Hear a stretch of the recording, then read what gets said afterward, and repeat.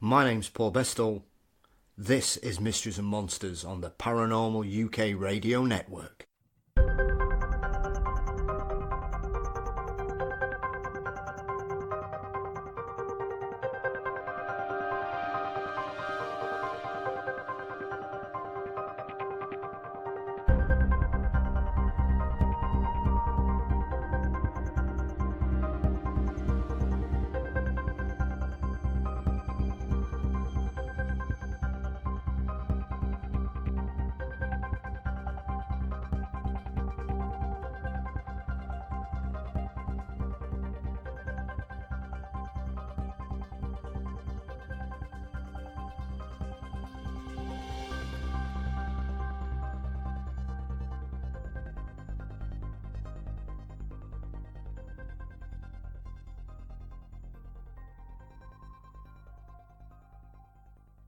Welcome to this week's Mysteries and Monsters.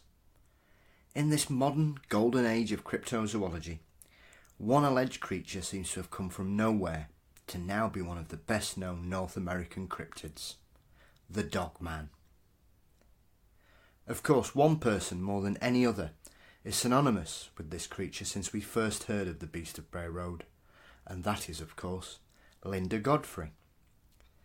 Over the last 30 years, Linda and the Dogman have transcended the medium, crossing over into popular culture to the extent that if you think of the Dogman, the next thing you'll probably think of is Linda. With over a dozen books covering this phenomena and plenty of other cryptid sightings, Linda has built a reputation as an excellent author, with more TV and documentary appearances than you can shake a wolfman's paw at. We discuss her fabulous new book, I Know What I Saw, which covers a wide range of cryptid sightings from all aspects of the weird. We also cover her upcoming documentary, Return to Wildcat Mountain, and you can catch the trailer on YouTube now. Just before, don't forget we're on Facebook under Mysteries and Monsters. You can find us on Twitter and Instagram as Mystery Monsters, and you can subscribe to our YouTube channel under Mysteries and Monsters to hear all our previous episodes. You can also support us on Patreon for $1 a month. Now, before we speak to Linda, let's remind ourselves where the Dogman came from. The Midwest is known as the heartland of America. These 12 states are filled with small towns, isolated farms, dense woods, and maybe a terrifying myth come to life. I would say that it was about 7 to 7.5 feet tall. The head was large, and it didn't look like a bear. It actually looked more like a wolf. It had to have been well over 3 times my size. The facial features tend to be more dog-like. The upper body features tend to be more man-like.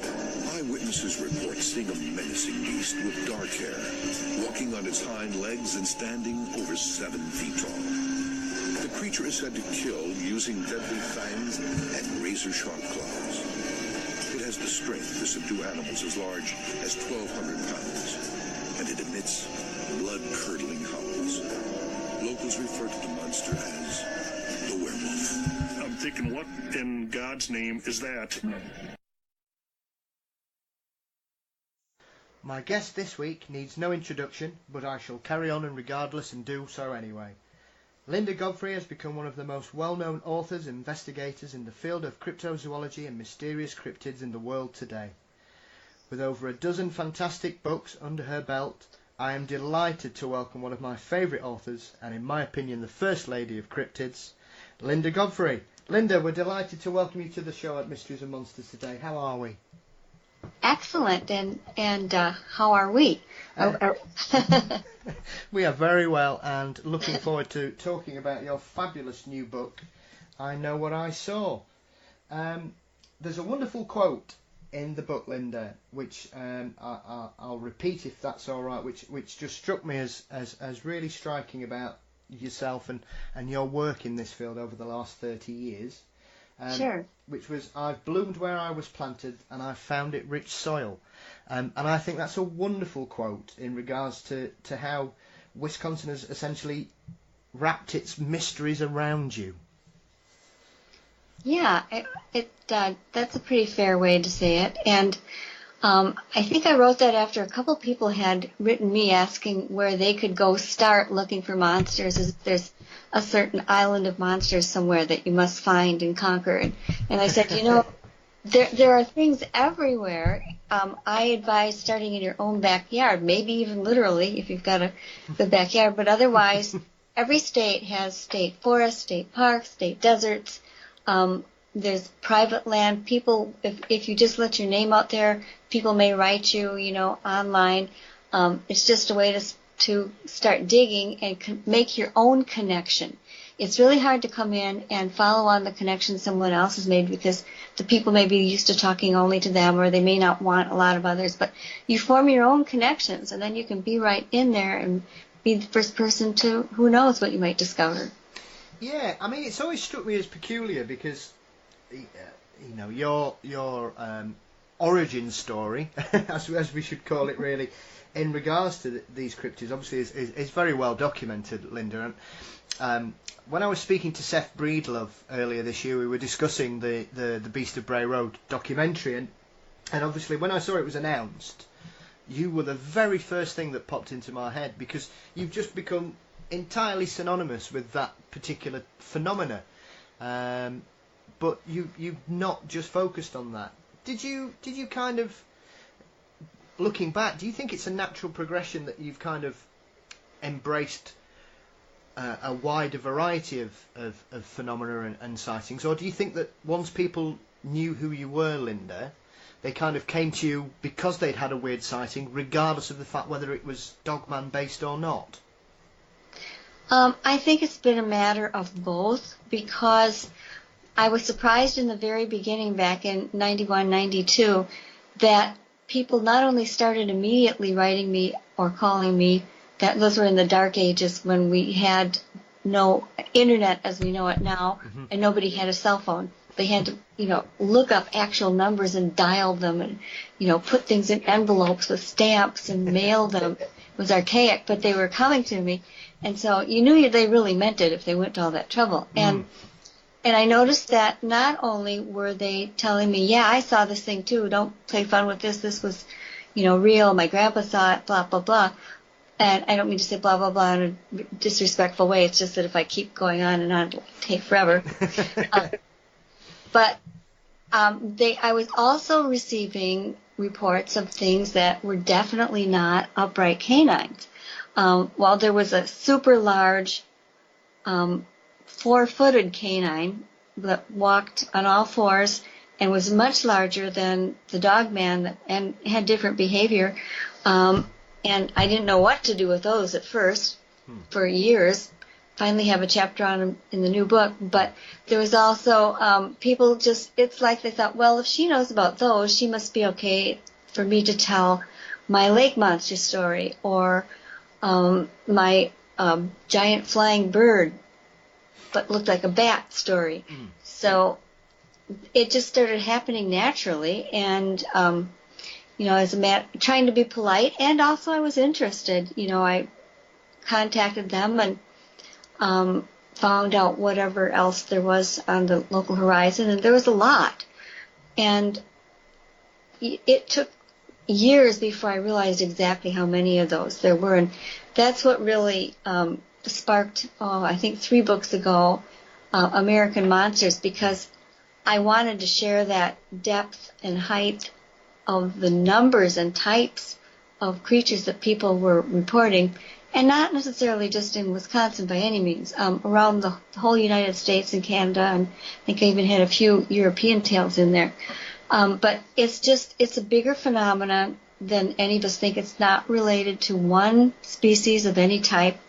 It seems like where there's one type, you'll find, even if not other cryptids, you'll at least find things like mystery lights or UFOs.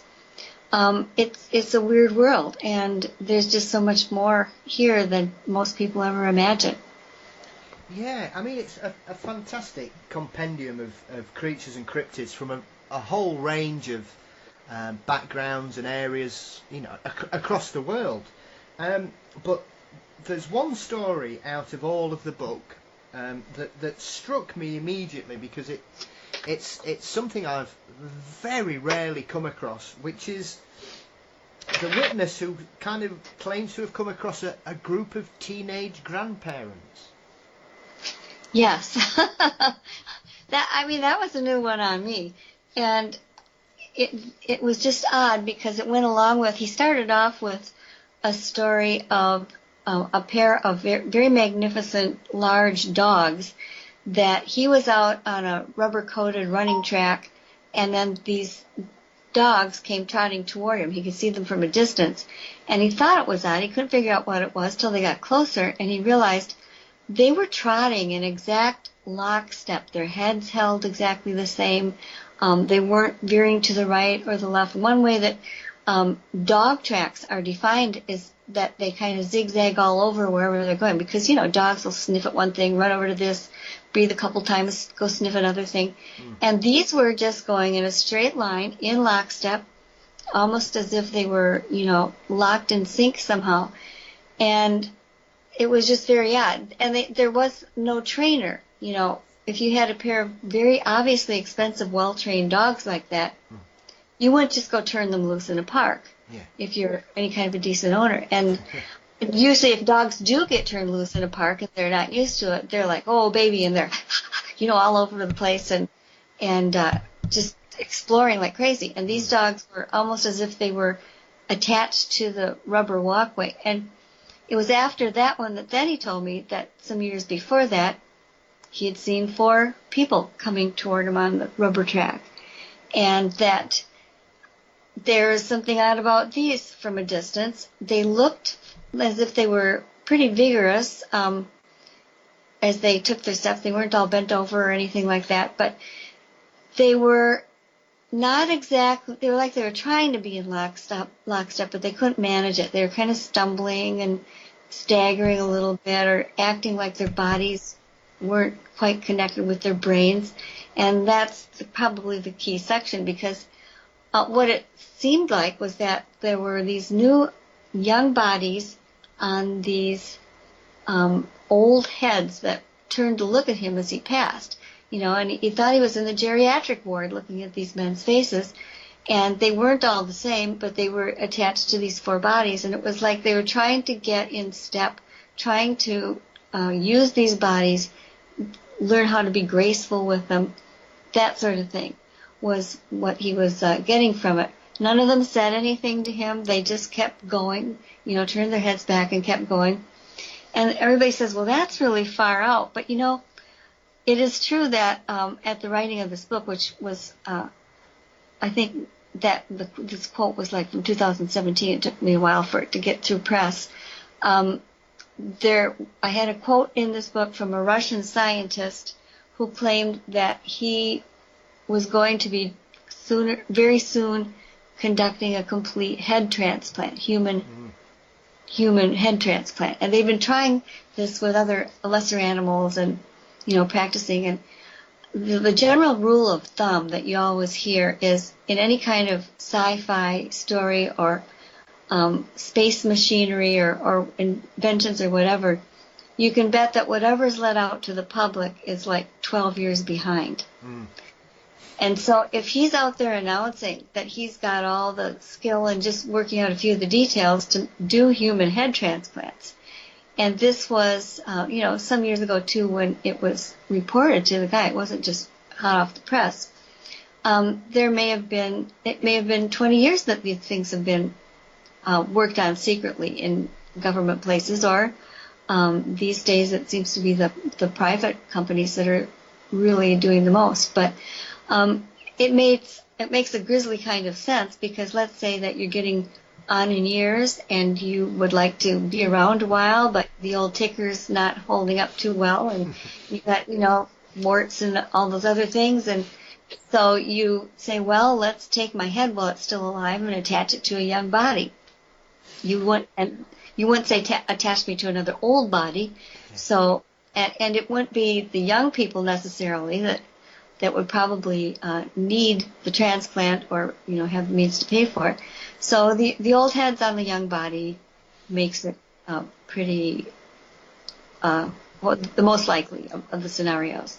Yeah, it's just really peculiar, because it's a very striking story. It's not like anything I've ever read before. And it reminded me of a couple of things. Obviously, there's it's a well-known sort of trope in science fiction that people will often look for. Brain transplants were the big things in the 50s and 60s B movies, and obviously there's a very recent horror film come out. Spoiler alert if you've not seen Get Out, which is a very similar kind of storyline. But it also reminded me of a famous Men in Black case where a UFO witness was visited by two people, and the thing that struck her was that they didn't seem to be able to know how their body worked. And when reading that story, it was very similar to what the witness described. Everybody seemed a bit jerky. Yeah, it's like it just was. They were unused to it. It was a new sensation or something like that, and he just let them go on their way and never saw them again. Maybe they decided they needed to stay in their underground compartments or wherever they went off to at the end of their trots down the rubber lane. I mean, it's a very strange experience he relays, because obviously he essentially overtakes them, and then he looks back and they've gone. Yeah, they just disappeared. Maybe there was a trapdoor in the a compartment in the rubber walkway. Who knows? It's really hard to say. But, I spent some time. He hand wrote all of this on many sheets of paper, taking great care. And, it wasn't something that somebody just dashed off without any thought. And he didn't strike me as being anything but truthful to these two experiences.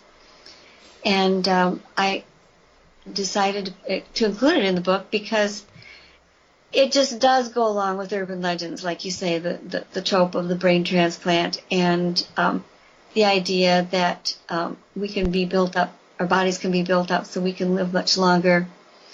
And I always think of Mr. Burns in The Simpsons. Excuse me. In The Simpsons, Yes. He's the old. I think there's at least one episode that's completely devoted to that. I should look it up. But it's just an amazing thing, and I didn't think he was lying. Especially when he had two different. If you were hallucinating or something, I think they would have been closer together. Maybe it would have been the same dogs again. The sight of people jogging on a rubber track isn't much of a hallucination either. Yeah, they are very varied experiences that this person's undergone, and I think, like you say, I think the thing about your work, Linda, is that, and I think this applies to anybody that's brave enough to come forward with an unusual experience of any nature in the paranormal or in regards to cryptids, it takes a lot of guts, I think, regardless, for anybody to kind of even email somebody like yourself and say, I've seen something terrifying that I simply cannot comprehend. Right. Right. Go on, sorry, Linda. I hear that a lot. I mean, it's the one thing that always kind of gives credence to some of the more outlandish stories, and obviously I think for yourself being primarily a journalist first and foremost, your methods are ingrained in your ability to investigate these experiences. Well, I think that's true. A lot of people say, well, you published this story, and then right away you went out and started writing books and to make a career, and that's not true. I got this story published, and then I worked for the newspaper for another 10 years, and during which time I was also teaching art part-time and doing commercial art for a commercial art firm in Milwaukee. So I was pretty busy, but I got done with the 10 years, and I loved the newspaper I was writing for, but being in a small town area, you find yourself writing about the same person 2 or 3 times, and I just couldn't do another thing on, the fall offerings at the Opera House or whatever. So, and the other thing was that all during this 10 years, people had kept writing me, and I was developing quite a stash of incidents. And I'd been putting them occasionally in, I think I maybe only did 4 of these, just some catch-up type of short articles saying, oh, the beast's back, he did this and that. And and people would always respond to those. That was the sort of thing that kept it going. At one time, I put all of it in, and this is true, I don't often tell this, but I put all of it into a big box and carted it over to the Elkhorn Library and said, wouldn't you like to have a nice display of all the Beast of Bray Road related writings and things like that? and I was thinking, well, they're much more better equipped to handle all the phone calls. Well, they really got overburdened on trying to lend these things out and take phone calls and stuff. So they gave them back. And I thought it was kind of like, the curse of this thing that sticks to you. You go in the cave and you find the strange thing and then it sticks to you. And so I thought, well, if I write the book that everything I know is in and all the good stories, the best stories that people have sent to me, everyone will be satisfied and they'll know about it. They'll know what it is, and that'll be it. And so I thought, well, I'll write the book, but I also knew, trying to be very cagey here, I didn't think that the press that I wanted, which was a really, really well thought of Midwest regional press, I didn't think that they would probably go for it right away. And I'd had one other story during my 10 years at the paper where the whole Sunday edition sold out completely, and that was a story about a whitewater that's maybe about 15 minutes from Elkhorn and Bray Road, a whitewater woman who in the 1920s had a love affair with a college student boarder at their house, and the two of them managed to do away with her husband with strychnine. And would never have gotten caught, except then she decided to kill her 4 children too, and it just went into this almost crazy scenario. And it was just unbelievable, and I discovered that everybody had suppressed it. No one had written about it since she was convicted back in the 1920s because it was considered so salacious to think that she was doing things like I guess he was a vet and he was supposed to have 2 large glasses of cream every night for his diet. And so she would just take off her dress and she'd be clad only in her night shift or her slip, and she'd put the 2 big glasses of cream on a tray and she would carry it up the stairs to give him his nightly cream. And that it was just, somebody wrote that in the newspaper and they were saying, shocking, horrible, terrible woman does this and that. And it was to the point where they could not even get any women to sit in on her jury for when she was tried. So it was just completely forgotten. And I was fascinated with this whole story. And there were also lots of coincidences. For instance, the local district attorney who broke the case was a fairly close relative of my husband. His name was Godfrey, and he was the local DA at the time. He later opened a law firm that I think is still going. And he was the one who figured it out. And I mean, I don't want to go into this too much, but it's bizarre. It makes a great tale. I'm surprised nobody's made a movie of this one. Yeah. But, the whole thing about killing the children. And yeah, she was the type of person that she didn't even use her own car to she had planned an auto crash for them. She sent them out in the country to buy potatoes and had it planned. She gave them each a big bonbon filled with strychnine. And their ages, like 4 to 16, had the 16-year-old driving. And her plan was that they'd eat the strychnine when they got going in the car. And then it would, what it does is, it's a horrible death. Whoever ingests the strychnine has all your nerves and tendons turn into knots, and it's completely painful. And you could not drive a car without having an accident. And so the 16-year-old being a 16-year-old, gobbled the whole piece of candy at once, and it was going to happen too soon.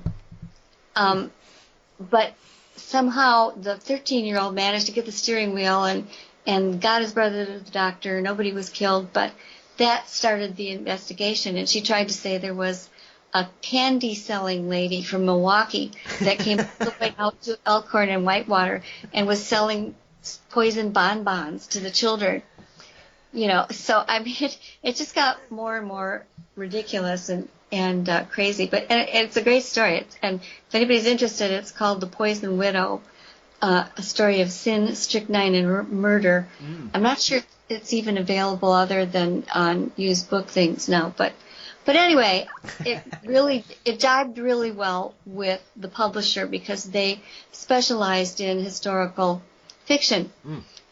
And historical fiction, I guess that would, historical true crime is what I meant to say. Yeah. Historical Christian, never mind. We know what you mean. I'm getting into too many storylines here. But anyway, they really liked it, and then they said, well, what have you got next? And that's when I said, well, would you believe werewolves? And I didn't mean werewolves really, but I knew nobody would understand it if I didn't use that word. And I explained everything that happened and how the creature acted and what happened with the people in the town and all that kind of thing. And they said, yeah, go for it, So that was what got the book actually into the total national consciousness, I think, because the phenomenon, the book got the phenomenon into more people's heads and made it a little more popular than I think it would have been otherwise. So, and you have to keep bearing in mind, by the time that book got published, I think it was 2003. So it was a while, before it got out there. And then once you have a couple of published books, that's often a key for everything else to begin happening. People find you and then call you to talk on radio broadcasts and all that kind of thing. So it really, is just something that grew out of other things I was doing, and I continued to be curious about it, and that's all it took, because then people would write to me and just this till now it's this bloated thing that starts walking like Frankenstein's monster, is how and it surprises me. It's growing its own memes too. There are lots. It took a long time before people would admit that they were interested or that it could be anything more than a snouted Bigfoot. But once it caught on, the last 3 or 4 years, there's been like an explosion of websites and Facebook sites, and each kind of has its own take on it, and so you get other variations on it that I never heard from witnesses, but hey, maybe somebody else actually did. So yeah, I mean, you do say in the book, and I think this is quite crucial in regards to what you've just alluded to there, Linda. The phenomenon you dubbed the Beast of Bray Road could be considered modern folklore in the making, and I think in the realms of cryptozoology, because stories of lake monsters go back centuries, to the original indigenous peoples of the Americas. The same with Bigfoot and Sasquatch and Wendigo. Tales of little people. They are entrenched in all what we would consider folklore. But I think along the Dogman, probably along with the Chupacabra, is probably the most well-known that has sort of really come to prominence in the latter part of the 20th century and into the modern day.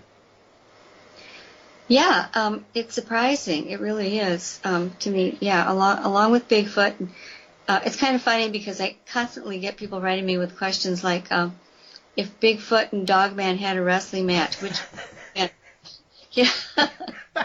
Oh, brilliant. Well, why not? That's a question only you can answer, Linda, isn't it?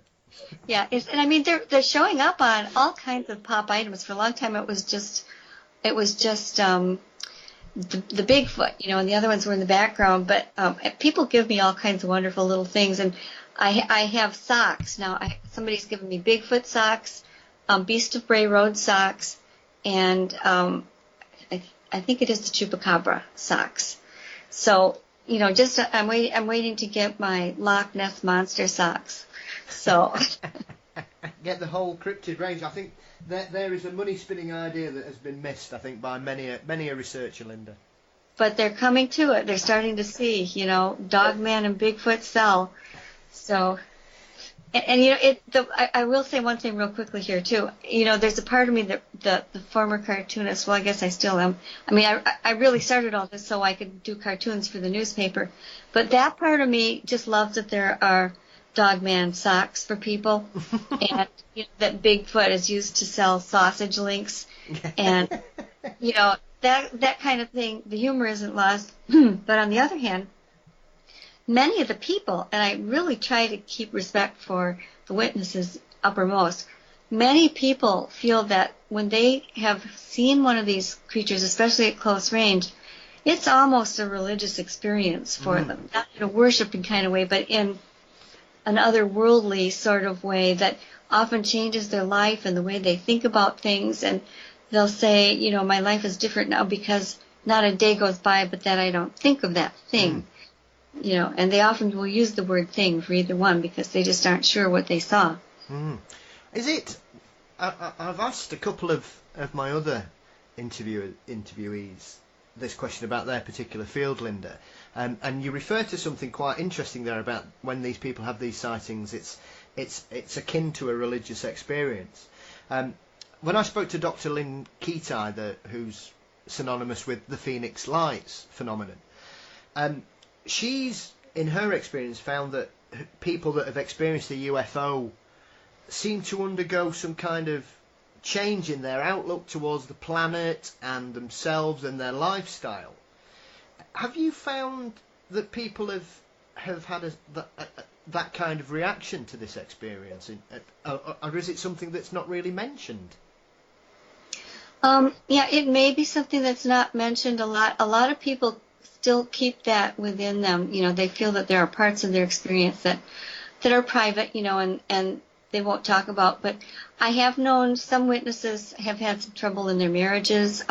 It's very, very frequent that if, say, 2 or 3 friends are out and they all see it, other ones will talk and have no problem. It's a wide variety of reactions. But I do often feel that there's this sense of awe that changes people a little bit inside, and I don't want them to think that the only value of their descriptions of these creatures and what they went through is that they're going to be portrayed on, candy at Halloween, or it's going to be people in dogman masks, or they're going to be treated in some other light way, when it really could be that there's nothing light about these creatures or whatever they are that people are seeing at all, because we don't know what they are.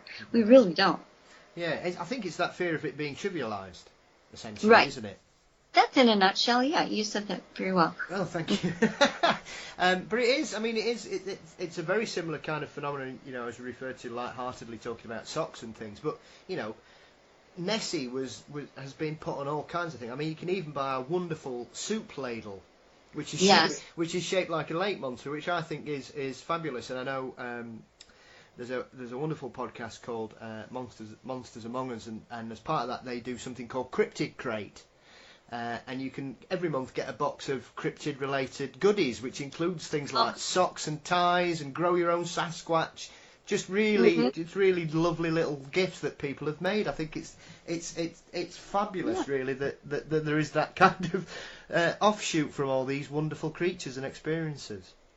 And artists who are selling prints. I've been asked to sell either my originals or prints of a lot of the drawings that I've done of the creature. And I have a very bad trait for an artist, which is I don't like to sell my originals.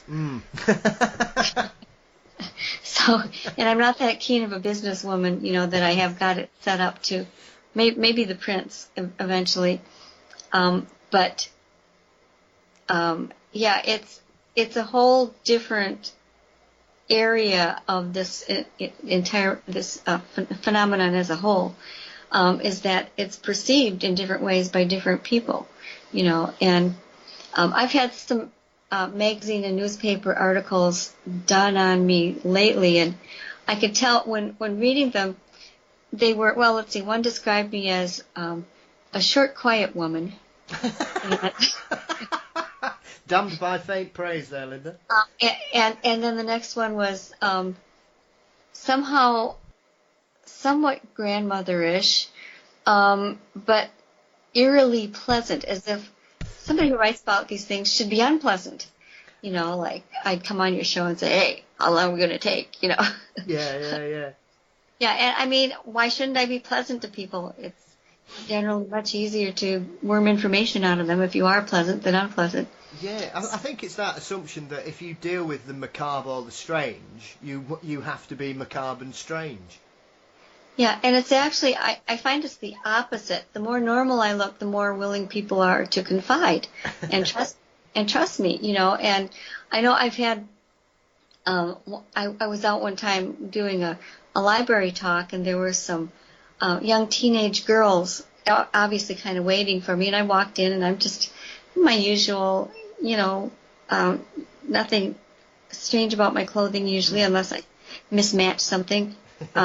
I give in to the arty side once in a while, but I think they were expecting a full out goth. And one of them said to me, "Gee, you look like you could be somebody's mom." And I said, "Well, I am. I'm people's mom, and it's great."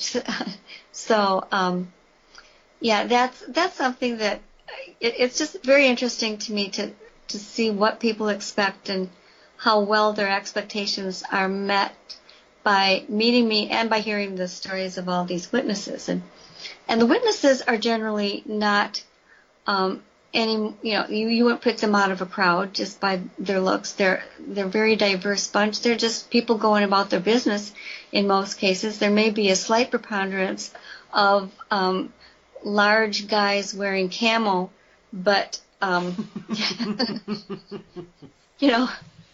don't know why that is, but otherwise it's just normal people doing their thing, driving, going out to the back 40, whatever.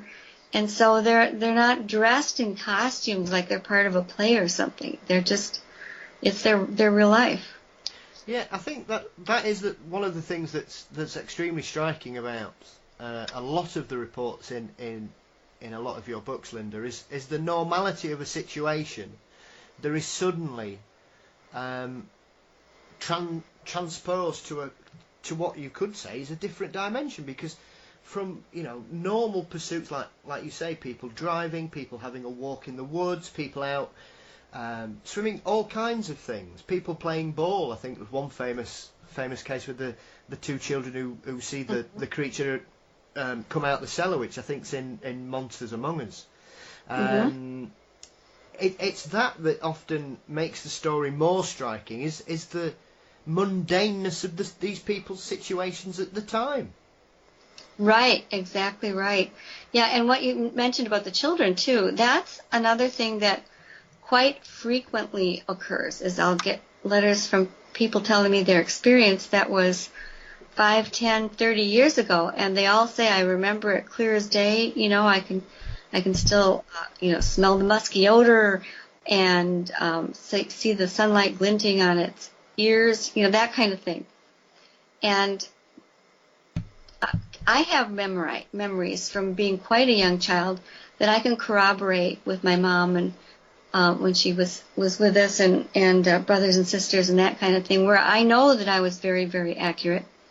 And people who see something like this, it has to impress them deeply. And that people say, well, it's just a kid, they can't remember. Well, yeah, I think that they can in many cases, and do. And of course, who better than to be present for a monster, because children are outdoors playing, they're running to the edge of the property, they're playing hide and seek, they're doing all kinds of activities that might interest a nearby predator, and they're out there more than, they're not burdened with, usually with, the washing the clothes and washing the mother's inside cooking and taking care of the house. The kids are running amok or sneaking out at night, having a cigarette behind the barn, that kind of thing. And so that puts them in a good position for when these things are out there.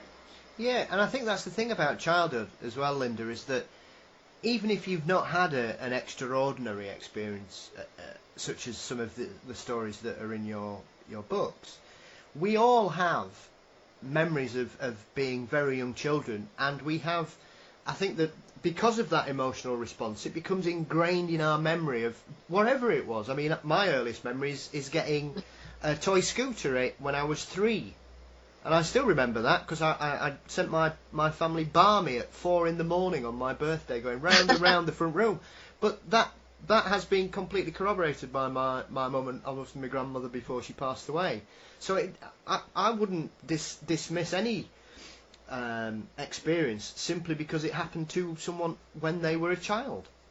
No, not at all. And I think for most people, the long-term memory switches on somewhere about age 3, and that's where I can go. I can remember an upstairs flat I lived in with my parents and baby brother and sister.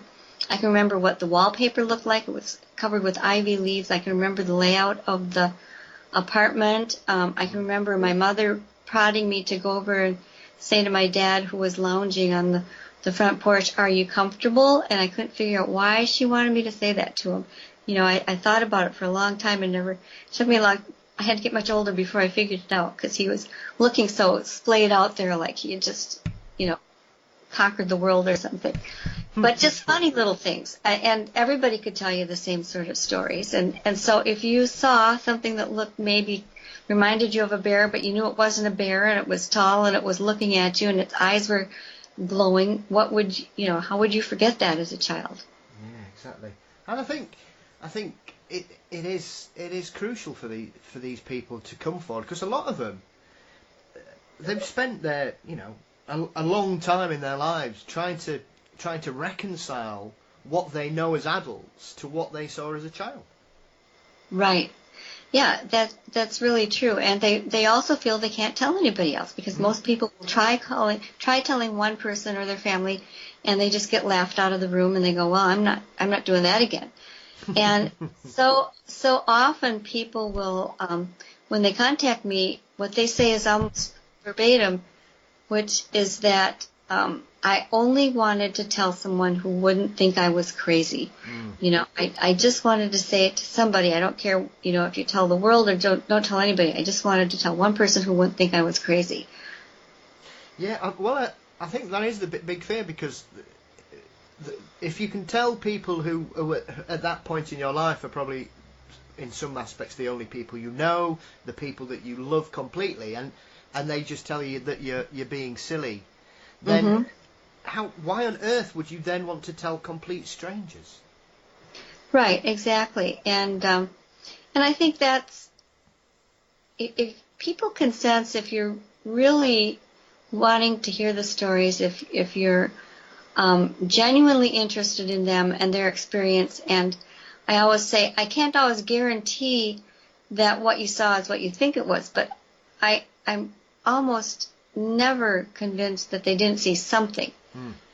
And that's more prevalent with photographs than with stories that are spoken. Photographs, oftentimes, you can know that you're taking a picture of something. Maybe there's a hen in the tree behind the shed, and you take a picture, and the hen looks like a big blob of white. You know it was a hen, but nobody else looking at that picture is a hen. Well, a lot of people have pictures of what they say they saw Bigfoot or what they think was Bigfoot or the Dogman or whatever, and took this picture, and there can you see there's this wing, and then there's this dark thing that must be the beak. Well, you can't fairly expect people who weren't there to identify something that isn't identifiable. Yeah, absolutely, very true. And I think it's one of those things. One of the good, well, not that none of the chapters aren't any good, but one of the other chapters that jumps out. Sorry about that. One of the chapters that really jumps out to me is the one that collects the variety of stories regarding little people, which I think is another phenomenon that seems to have dropped out of favour in the modern era. Yeah, although I think it's coming back. I do seem to get from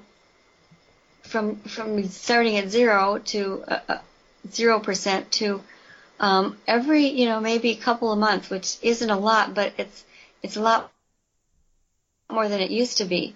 But you have to be kind of careful, because when you talk about, people say, well, talk about the little people, and in our society that term has been used for very small humans in our society they're human, they're part of the society in every way, they're just maybe 3 feet tall. I know Colonel Tom Thumb was like 27 inches tall, and had a wife that was the same size, and yet they were fully human, in every way. They were it just shows you how small the actual human body can get. I'm sure there have been times where there were people who had this mutation or whatever causes it, and did live in the woods and would be glimpsed sometimes, and people would presume that these were fae folk, not real. But I do think that there are other times when these little human-like creatures do show up, and then they vanish, and they do give evidence that they at least belong to maybe something that's more like a spirit class of beings. And it's hard to sort them all out, because there isn't as much material on modern contemporary sightings. I've got books 4 inches wide in the binding on the fairy folk of just the British Isles. Yes. It's just everywhere, everything, every surface in that area, to me, from reading it, is just, covered and smothered with these creatures.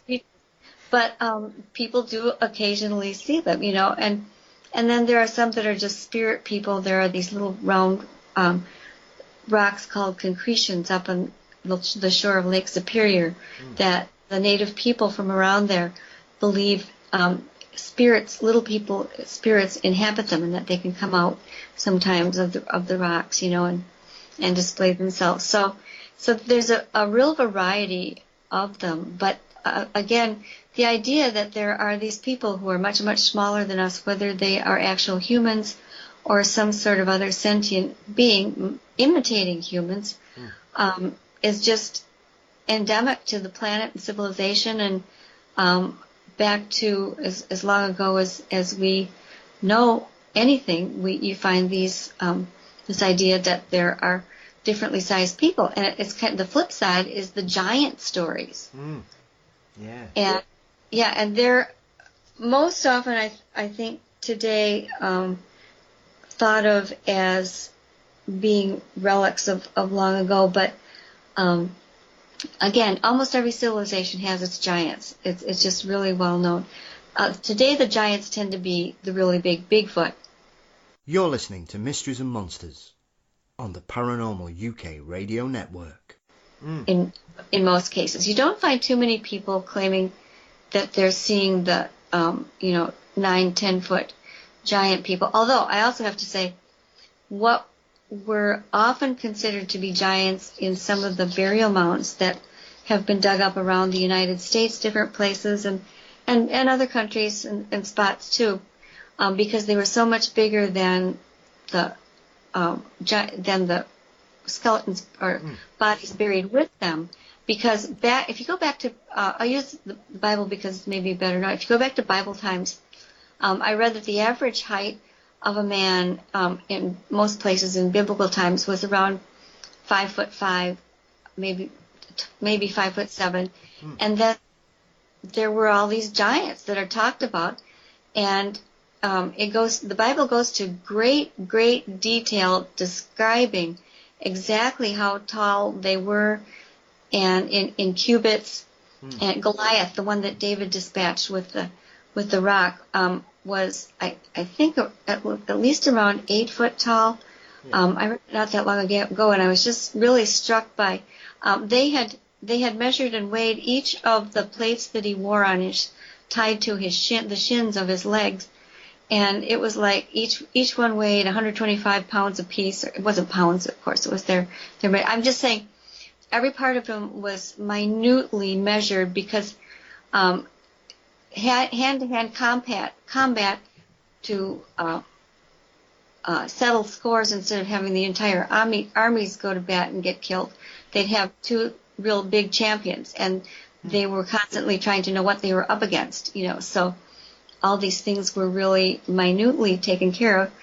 And you find in North America, you find burial mounds that contain people of this size, of the 7 to 8 foot size. But, we've got pro basketball players out there all the time that are that size or very near to it. And you go back in history and look, and I think there were a couple of 8 to 9 foot men who worked as guards in, I'm thinking it was in London for one of the monarchs. I'd have to go look it up, but they were pretty much venerated. They were looked up to, and both the very large people and the very small ones could be in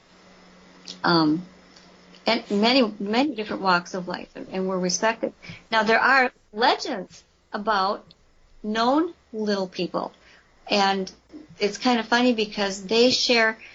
One way I determine what I call an urban legend is if it's the same scenario that's just at a different place with slightly different people, but doing the same thing and outcome. Yeah. One of the most loved legends in Wisconsin is the haunches. Yeah. And if you read that one, and it's one of my favorite. They're not cryptids, because they're not animals, but it's one of my favorite unknown creature names, the haunches. I've never been able to find out where that exactly came from, but there's supposed to be a colony of them on this lake near Milwaukee. It's called Mystic Lane, and that was actually always the road's real name. And the legend goes that there were a whole bunch of small humans who had worked for a circus, and Wisconsin, by the way, is very, very linked into circus lore.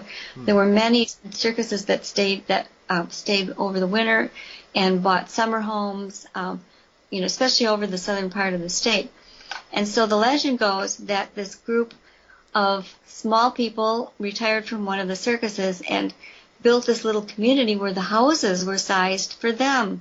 They didn't have to make do climbing up onto countertops to get into cupboards because they had everything made small.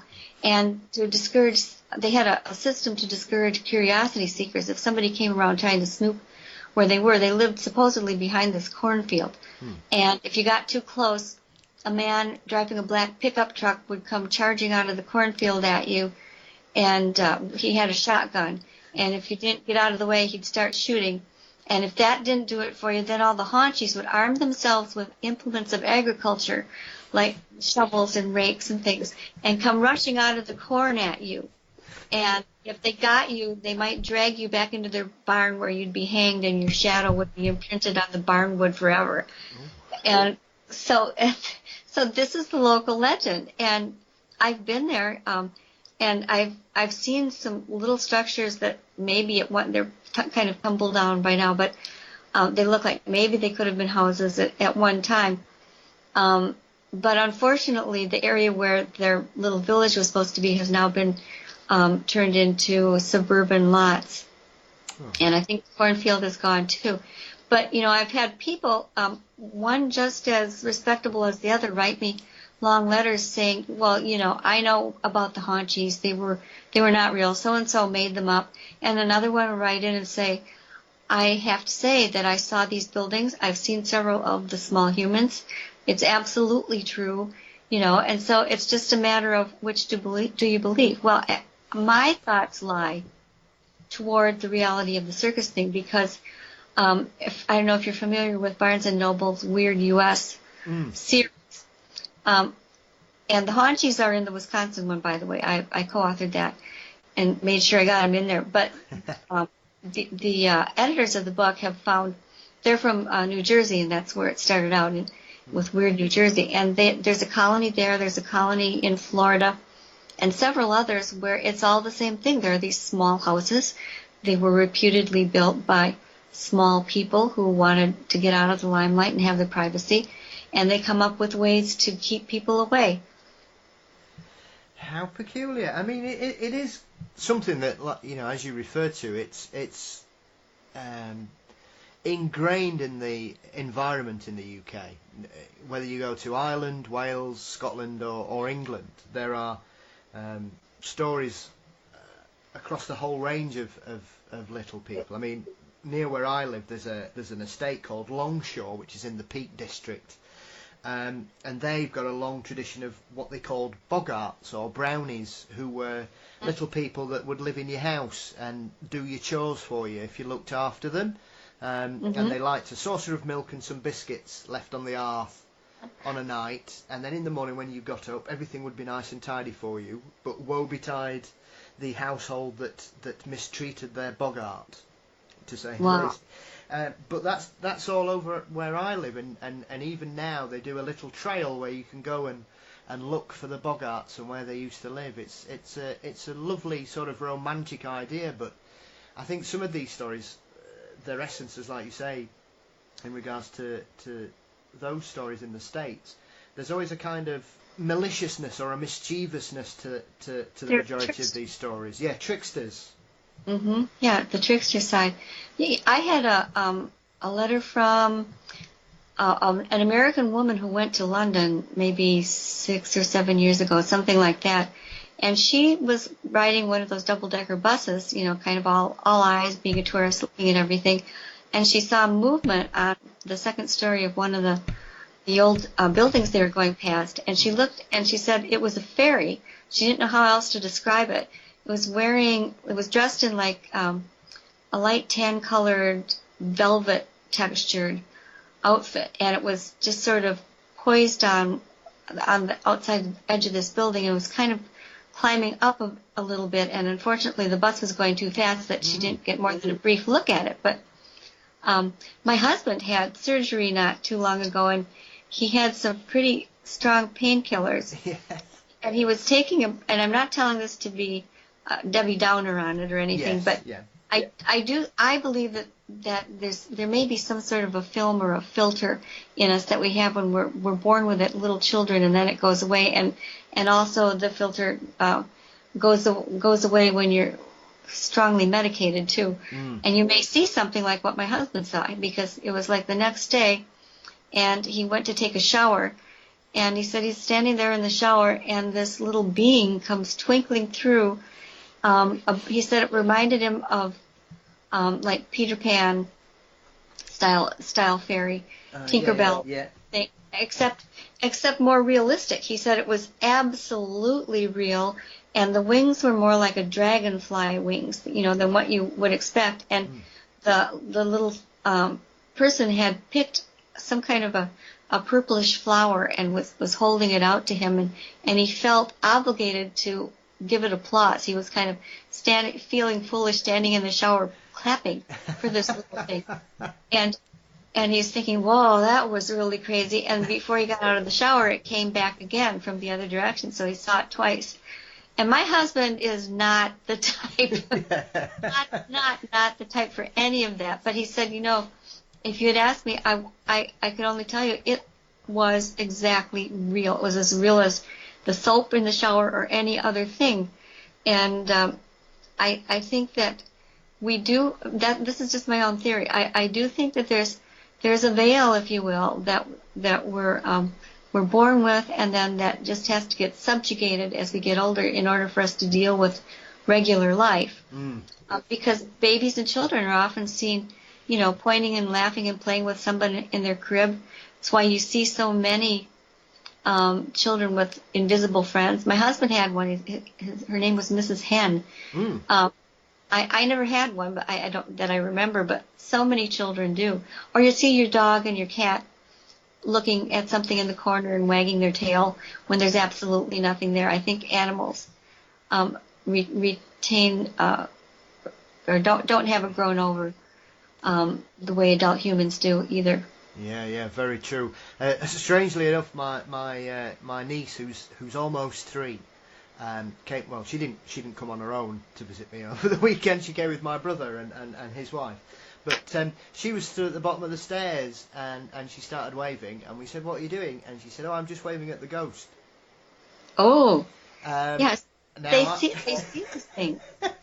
Now we've only been in this house about a month now, and I've always considered myself quite sensitive to things like that, Linda.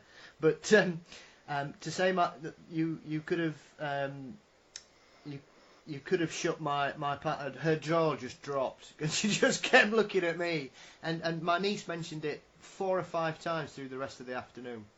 Oh, wow. That's amazing. And it was just made me chuckle that you referred to it. But it is quite interesting, and I think one of the other stories that I've only recently sort of come to learn about is the pookajee, and I've kind of picked up on that by watching. There's a documentary on Prime that's called The Bridgewater Triangle, and there is a section in that deals with people who claim to have had encounters with this mysterious little creature that lives in that area. Yeah, and these are often found, the pookajee idea is found often among Algonquian-speaking Native Americans in the U.S., but also others. But I found the most of them there, and they're kind of like little people of the trees. You'll often find them near a brook. I know of someone who has what looks like a pretty good picture of one sitting by a stream. He's shown that in a video. But they're generally sort of benign, but you shouldn't look one in the eye because they find that challenging. And if you don't pay it proper respect, it'll come back and tie your sleeping bag in a knot, or worse, just do something to you. So you're supposed to treat it with respect. If you want to, people will leave out an apple or something like that. But they are very much thought to be alive and living to this day, and again, a very ancient concept. And I think that's quite interesting when you look at probably the most well-known new addition to the pantheon of these little creatures, which is the duende, which, for everything I've seen, seems to consist of a small creature that tends to run around Argentina, terrifying children. And oddly dressed. Yes, they seem to be dressed like Jawas from Star Wars, I think is the best thing I can think of. Yeah, there's just odd dress, and yeah, they're used as sort of, what I've read is they're used as sort of boogeymen, that mothers will say, don't go in the jungle, the duende will get you. And, I think it's kind of a cool name, but they seem very closely related to the pookajee and all the other types. Hawaii has their own too, whose name is escaping me right at the moment, but it's the same exact way. And then also there are supposed to be miniature sasquatches around as well. That I don't know if any of them have their own particular names, but people have claimed to have seen them. And then the argument is over whether they are their own species or they are a baby Bigfoot. And it could go. I mean, if it's anything like the human race, you could get such a variety of people who are still, we're all still people, we're all still humans. There's no such thing as different races, really, because we're all Homo sapiens, and that's it. But if there was one of my favorite science fiction books, actually, there's a whole series of these men who go out into space as ambassadors, and I can't think of the writer's name, but I have owned as many as 20 at a time, and he goes around and is an ambassador of the human race, meeting other types of beings in a diplomatic way. And he said he was used to them all looking the same when he was traveling with these other one group of space aliens looked rather like lions. They all had the same mane and everything. And he said he felt so heartened to be greeting a ship from Earth, where he looked down and he could see, and it was nothing to him, but all the aliens were so astonished at how different all these humans looked, because there were some that were very short, there were some that had protuberances in the front of their uniforms, that some that had long hair, some that had very, very short dark hair, some that were, had big wide faces and they could see their teeth. It's just the whole panorama of humanity is just this incredible DNA, just the riches of DNA.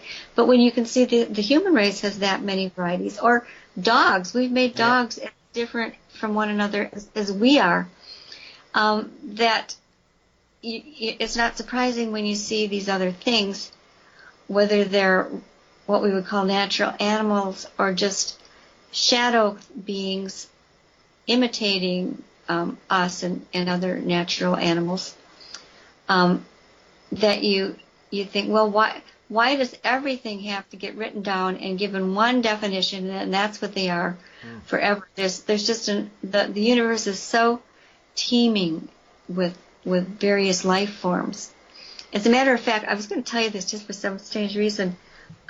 Just before we went on the air, I thought I'm going to lie down and put some eye drops in, and while I was, and they're not hallucinogenic eye drops either, but for years and years I write fantasy novels too, and I've been trying to think of the most original alien look that no one's ever thought of before that would work in a book like this.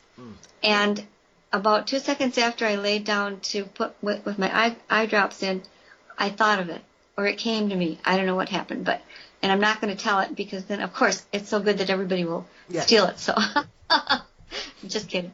But no, it did astound me. It is something I've never seen, and I read a lot of science fiction. Never seen or heard anything like it, but it's somewhat plausible and it's really different. So if I can think of things like that, I'm sure they're out there, and we could fill books and books and books with unknown creatures and where they live and what they do. Yeah, I mean, it wouldn't surprise me because to be fair, I think the only major cryptid that there are reports of a slightly different version of it is the yowie, which is the Australian equivalent of Bigfoot, and there are numerous reports of one being around 4 foot tall, right, and differing colours. They seem to have quite a range from the yowie witnesses I've heard and read about. So it wouldn't surprise me that there would be. I think you call it short squatch, or that's where it's been sort of given the name of these days. And why wouldn't it? As you referred to, you made an excellent point in regard. You look at the simple variety of not just humans but dogs as well. It would be weirder that there weren't varieties than right, all being similar, if that makes sense. Right, and we keep uncovering them. You know, what they call the hobbits now, the Florentian Islands. Yeah. They were found, and they were like 3 feet tall or so, and it was, at first it seemed to scientists, they were saying, well, they were probably stuck here without food, and that's why they ended up here. And I think the latest thought is that no, that's their size, and they just were that size. So, and it's a good thing that we were made to have this ability for diversity, because the Earth, if you're going to inhabit the entire Earth, you need a diversity of creatures to withstand the various weather things. Although people don't understand quite how adaptable animals can be to various habitats either. Absolutely, unless you live in Florida and then you realise everything likes it there. Especially alligators and pythons. Oh, it's every time. I mean, there seems to be a story every time I read a story about something new being discovered. I just as soon as I find it's a weird creature, I think it's going to be in Florida, that, isn't it? Yeah. If you don't own Weird Florida by the late great Charlie Carlson from Barnes and Noble, that's a good one to pick up. You'll really enjoy it if you like weird Florida things. No, very much so. So, I mean, the other striking aspect I liked about it, I'm not very well informed about the American sightings of these creatures, Linda, but that's what you would call hellhounds. But obviously, for an Englishman, it's a folklore story as old as time over here. Yeah, one thing I seem to be getting reports of, I won't say they're super frequent, but they're more frequent than they used to be, and frequent enough to surprise me. are they're sort of phantom black dogs, very very much like what you'd see tales about in England and Ireland and I think Scotland too. And except the ones I'm getting reports that they're huge. They're like twice the size of a normal dog, and their eyes are glowing red, which is not the normal eye shine color for canines. And they're usually not. A few of them are standing up. Most of them are on all fours, but they're huge. And then the weird thing is, the people call them shadow dogs or shadow wolves because the creature will turn around to look at them, and they're looking at it in what appears to be a two-dimensional manner. They can see the whole thing from the side, but then when it turns around, there's nothing to it, like turning a piece of cardboard toward you. And I've had at least 3 over this past year or so, which is a lot from one small area. A story or 2 in some of my former books, but yeah. And then there are very much like it what I call the dire dogs that you might have noticed in that book as well. Yeah, I mean it's interesting because I mean the story that stands out in that particular section is the wonderfully named Spook Pooch. But even where I live in the UK, we've got so many different names for them. It's an unusual experience because they just seem to defy logic in how they look and how they act. Right, yeah, like the gyre trash and the black shuck. I often quote Jane Eyre. The novel Jane Eyre has her walking along the moors, and she sees this black thing bounding toward her, and she thinks it's going to be a gyre trash. It's mentioned, right? It's part of the novel, and then she finds out it's just the big dog. But yeah, and there's one, I can't think of where it was or the church, but there's the really famous incident where one of these huge black dogs burst into a church and then killed most of the parishioners that were sitting in there worshiping. And I can't remember. I think that was Barwell. Yes, I think so too. 16th century, yeah. It's still got the claw mark on the wall. Yes. In the church. Yep. Yeah. Well, yeah, it's wonderful. We've even got one over here that's called the shug monkey, which is essentially a dog with a monkey's head. Oh. Maybe it was getting the same treatment as those teenage old men. Yes. In the Ohio rubberized track.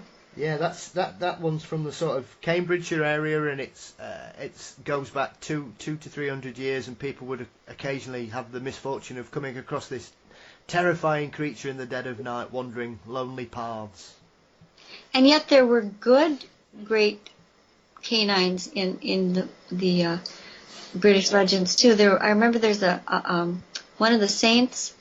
He wore a gray monk's cowl, and whenever he was in danger or he was walking alone late at night, this great gray dog of some sort would come and walk alongside him and guard him, and get rid of any intruders. And there are some people who believe there are dogmen that have kindness and that sort of thing built into them. They do act terrifying very often, but the thing is, in the 27 years that I've been recording these, of all the ones that have come to me, I've never had anyone where they were really severely injured, other than one man was kind of nipped on his side and flank while trying to get past one of these animals, which appeared to be trying to get past him too. But normally what they do is they look at people, they may scare them, they may growl or whatever, but they almost always just dive back into the underbrush or the river or whatever kind of thing they were hiding in. Yeah. I mean, that's the thing as well. I think it's notable in a lot of the sightings you have covered over the years, Linda, that people say that the creature doesn't seem to act threateningly, but they get the feeling, or in some cases almost a telepathic communication of threatening. Right. That's true. And they say it's not like it's in the Queen's English, but they'll just get the feeling that it has just communicated to them that if it wanted to jump on the roof of their car, it could, or that it was better than them somehow. And they'll say, I had the feeling that it was super intelligent, much more so than any normal animal, and that it was as interested in me as I was in it. And that's what freaks people out. It's not so much, most of the time they're in their car or whatever, and it's not lunging at them, and they don't feel like they're about to be eaten, but they realize they don't know what it is. And that's the truly terrifying thing, because humans are built to figure things out. We need to know what something is if we're looking at it, and when we can't do that, it's very disconcerting. Yeah, very much. Well, like you say, it is that it staggers your belief and everything you understand about the world around you when you experience, regardless of what the phenomena is, when you explain something that you can't explain. Right, and that's another factor in people just kind of withdrawing into their shells about it, because they actually, not only are they afraid of people making fun of them, they can't explain it themselves. Or if they can, like they think, well, it really must be such and such a thing, then they do feel like they're going bonkers. So it's a complicated thing, and I often think I probably should push for people not treating it lightly. On the other hand, you just can't help, thinking about who would win in a Bigfoot Dogman match. But I don't ever mean to be insensitive to the people who've had these experiences, because it's very real to them. And I actually have seen what I can't explain as anything other than Bigfoot myself. And I didn't tell anybody. I didn't run out screaming about it. It took me a couple of years to get my nerve up until actually this book. And I finally thought, well, how honest am I if I'm trying to encourage other people to share their experiences, but I'm not going to share mine just because I'm afraid I'll get made fun of and people will say how convenient she writes books and then she sees them, but I did, and I would be lying if I said that I didn't. Well, I mean, to be fair, it's probably because of your work that's got you in a position that you were able to have that experience, Linda. Probably true, and also probably true that I'm more open to, looking to, if I see something that looks like it's a big black log that wasn't out there in the field the day before, I'll slam on the brakes and back up and then be very concerned because I can't see where it went and it should still be in view. Most people will just say, oh, there's a big black log, because you're not tuned for it. You're not expecting it. You're going about your business, and most of the time, you're driving home from work, you're thinking about having the pot roast when you get home. You're thinking about doing this and having to mow the lawn, whatever there is. You're not scouring the sides of the road for things that look like Bigfoot or wolves on their hind legs. You're just not. No. Exactly. That's the thing. It's the mundaneness of ordinary life, which is punctuated by the extraordinary. Right, exactly. If we lived in a landscape where it always looked like a painting by Hieronymus Bosch, with craziness just everywhere, and then we're supposed to pick out a lone little werewolf-looking thing in the middle of it, nobody would notice. And I think that probably takes us to the last subject I think we'll cover today, if that's all right with you, of course, Linda. Sure. And that's something that also, once again, has parallels in the UK, but also Australia and Canada, and that's mystery big cats, and especially ones that tend to be black. Yes, this is something that I'd written about these things for the Weird Wisconsin, Weird Michigan books, especially Weird Michigan.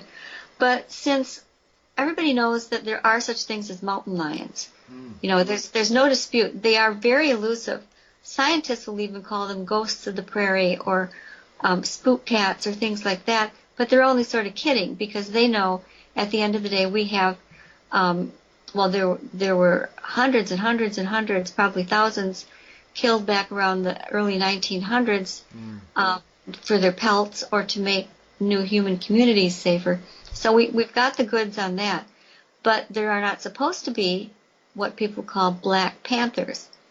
And there are tons of them that are being seen right now, and officials won't usually admit it.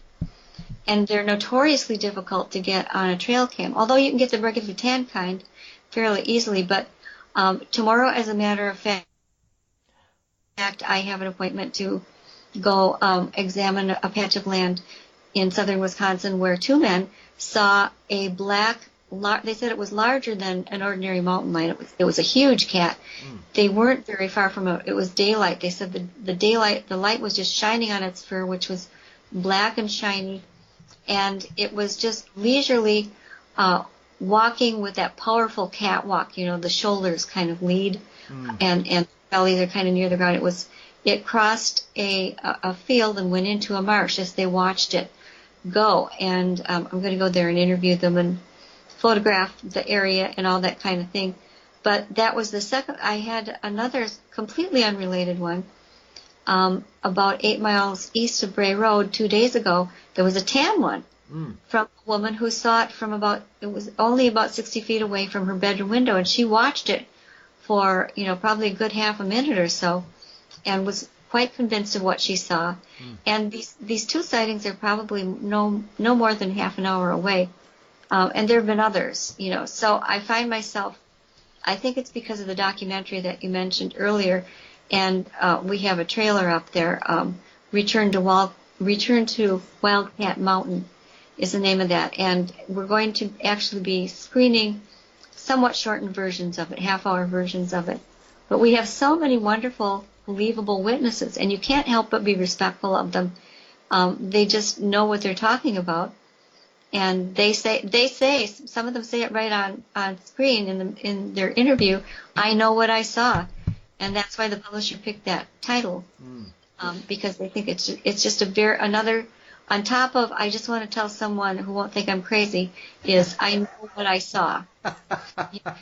They make a pretty good pair of expressions, and we've got people with PhDs that were part of the Florida Panther Project. We have retired sheriff's deputies and policemen, and all kinds of just great citizens. So it's very interesting. Yeah, and for me, obviously America, you have some notable large cat populations in sporadic areas of the state, so that in certain areas such as New Mexico and Texas, there has been an influx of cats crossing the borders and finally being captured. Right. I don't find it beyond the realms of any possibility that could be happening in the States at all. No, there is absolutely no question. And the one I talk about in the book, I know what I saw, is in Hillsborough, kind of west central part of the state, where there are rock cliffs and deep valleys. It's very good cougar country. If you ever saw a couple of rivers go through it. And a former newspaper writer and editor has been recording these. There are well over 150 just from people who signed their names to it. We know there are many, many more. But the stunner is that half of the sightings are of black, melanistic, mountain lion-like animals. And sometimes people will see a black and a tan one together. They'll see them with kittens. That means there's a breeding population. And that's what there's really, because it's well admitted that, yes, well, sometimes some of them make it from the Black Hills around the Great Lakes and get run over in Connecticut. Yes, that can happen, but there's no breeding population. Well, that can't be true because people are seeing them with kittens. Yeah, I mean, it baffles me as well because we all know just how reclusive big cats are because, even in modern television, there's some extremely famous footage that the BBC got of snow leopards. Right. And it took 5 years to get that footage. Yeah, they can so well elude a camera.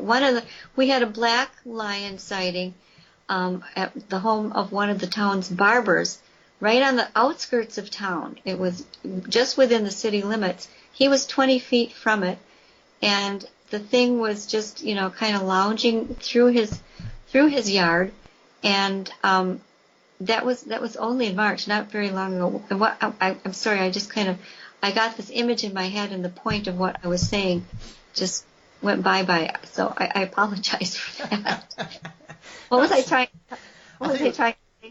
I think we were saying about the how many sightings there are in that area.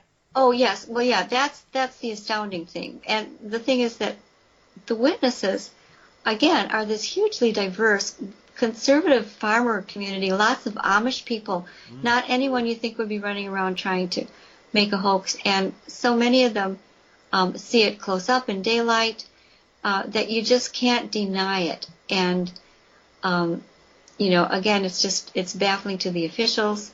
And for them to take any serious interest, they need fantastic trackways or footprints, or preferably up close camouflage cameras that have taken really great photos of them, which are not in great supply. But anyway, I've been taking my own trail cam up to this barber's house and putting it different places in the lawn, hoping this thing will go through again, because his next door neighbor also saw it, and who lives right on the side of just across the limits from him. So it's obviously got a path through there, and we're hoping it comes back and lets us take its close up very soon. Yes, well, let's hope so. I mean, have you come across people that have claimed to have evidence such as scat or hair samples, Linda, that they've sent off? There has been told, oh no, you're completely wrong, it's a dog or whatever. Oh yeah, that happens quite often. Yeah, and it is hard to get good scat to collect and send into someplace. I actually tried. There was a family that had a Bigfoot clomp through their yard and tear out part of a flower planting and eat all the flowers and bump its head on their trellis that they were building and stuff. And it had used a concrete block as a toilet, the kind that have kind of a hollow center, and had left quite a bit of content in there. I finally found a lab in California that said they might analyze it for me, and they said, but how long was it in the shed in that concrete block? And I said, well, over the summer in Tennessee. And they're like, I don't think so. Nobody here wants to make contact with that. So it has to be a good specimen. Yeah, I would suggest that may have been a little bit too ripe. Yeah, exactly. But the one that made it from the Black Hills all the way to Connecticut and then was hit by a car was followed by tracing its droppings and doing DNA testing on them. So if it's fresh enough and recognizable enough, I guess it can be done, or from fur samples too. Yeah. And then if you have the fur, you can often tell by the structure of the fur or the hair follicles with a microscope. You don't even need the DNA. Yeah, in every case. Yeah, absolutely. I mean, I mentioned that point, Linda, because there's a very famous incident that happened on an Australian program called Animal X. And they went into the Australian outback because of there are stories out there of mysterious big cats, because obviously there are no big cats in Australia's history. They're a modern invasive species fetched by settlers. Right. So they actually had heard the story that people were sending in samples and being told it was dingoes or roos or anything but a big cat. So they went to the local zoo and they got some lion poo, and so you knew they'd got big cat poo, and they sent it to the laboratory, and the results came back dog. Interesting. And then they sent them the footage of what they'd done, and they refused to participate anymore in the program. Really? Yeah, wow. It's on Prime. I think it's called Animal X, and it's really interesting because there's a biologist there who's completely sceptical till that happens. I think I was on one of their episodes once. I think you might have been, actually. I think they did do. I think they did do one about the Bray Road. It's about 15 years ago. Yeah, that would be about right. Yep. Yeah. In fact, you're probably right there, Linda. You've jogged my memory again, because I watched the series a couple of months ago, and it was a good series. Yeah, I liked it. Yeah. So, listen, it's been absolutely fabulous to have a chat with you today. I want to thank you again for taking the time to fit me in to your schedule, Linda. So, my pleasure. Where can everybody find your work and keep up to date and get themselves a copy of your wonderful new book, I Know What I Saw? Well, I have links to most things at my blog, which is just lindagodfrey.com. No W's or anything like that, just lindagodfrey.com.